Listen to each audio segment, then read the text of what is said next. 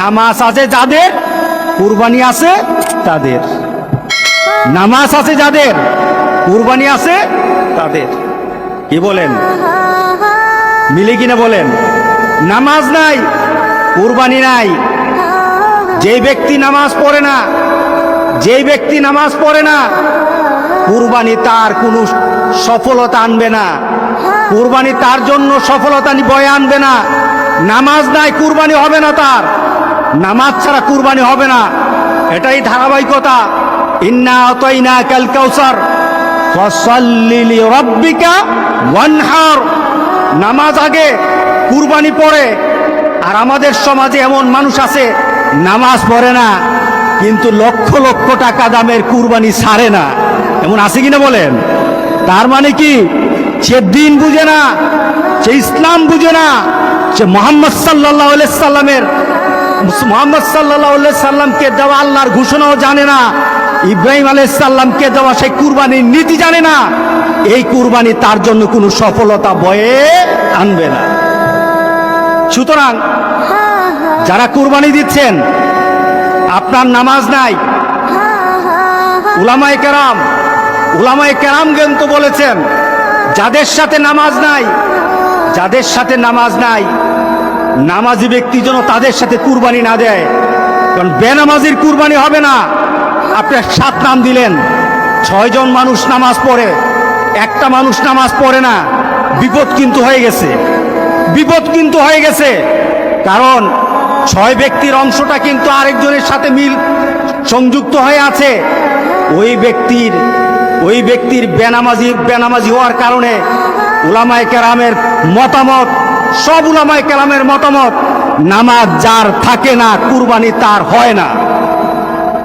সুতরাং আমরা আজকে সিদ্ধান্ত নেব ইনশাআল্লাহ, নামাজ ছাড়বো না। রাজি আছি সবাই? কি ছাড়বো না বলেন? নামাজ ছাড়বো না।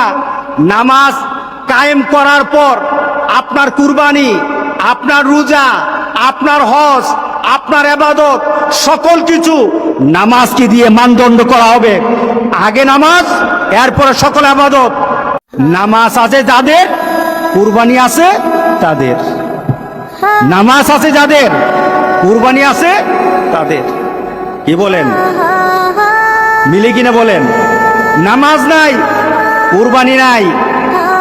যে ব্যক্তি নামাজ পড়ে না, যে ব্যক্তি নামাজ পড়ে না, কুরবানি তার কোনো সফলতা আনবে না।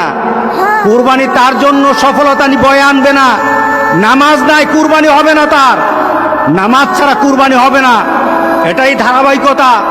ইন্না আতাইনা কাল কাউসার ফাসাল্লি লিরাব্বিকা ওয়ানহার। নামাজ আগে, কুরবানি পরে। আর আমাদের সমাজে এমন মানুষ আছে নামাজ পড়ে না কিন্তু লক্ষ লক্ষ টাকা দামের কুরবানি ছাড়ে না। এমন আছে কিনা বলেন? তার মানে কি? সে দিন বুঝে না, সে ইসলাম বুঝে না, সে মোহাম্মদ সাল্লাল্লাহু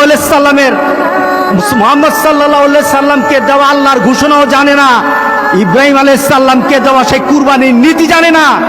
এই কুরবানি তার জন্য কোনো সফলতা বয়ে আনবে না। সুতরাং যারা কুরবানি দিচ্ছেন, আপনার নামাজ নাই। উলামায়ে কেরাম কিন্তু বলেছেন, যাদের সাথে নামাজ নাই, যাদের সাথে নামাজ নাই, নামাজি ব্যক্তি যেন তাদের সাথে কুরবানি না দেয়। কারণ বেনামাজির কুরবানি হবে না। আপনি 7 নাম দিলেন, 6 জন মানুষ নামাজ পড়ে, একটা মানুষ নামাজ পড়ে না, বিপদ কিন্তু হয়ে গেছে, বিপদ কিন্তু হয়ে গেছে। কারণ 6 ব্যক্তির অংশটা কিন্তু আরেকজনের সাথে সংযুক্ত হয়ে আছে। ওই ব্যক্তির বেনামাজি হওয়ার কারণে উলামায়ে কেরামের মতামত, সব উলামায়ে কেরামের মতামত, নামাজ যার থাকে না, কুরবানি তার হয় না। সুতরাং আমরা আজকে সিদ্ধান্ত নেব ইনশাআল্লাহ, নামাজ ছাড়বো না। রাজি আছি সবাই? কি ছাড়বো না বলেন? নামাজ ছাড়বো না। নামাজ কায়েম করার পর আপনার কুরবানি, আপনার রোজা, আপনার হজ, আপনার ইবাদত সকল কিছু নামাজকে দিয়ে মানদণ্ড করা হবে। আগে নামাজ, এরপরে সকল ইবাদত।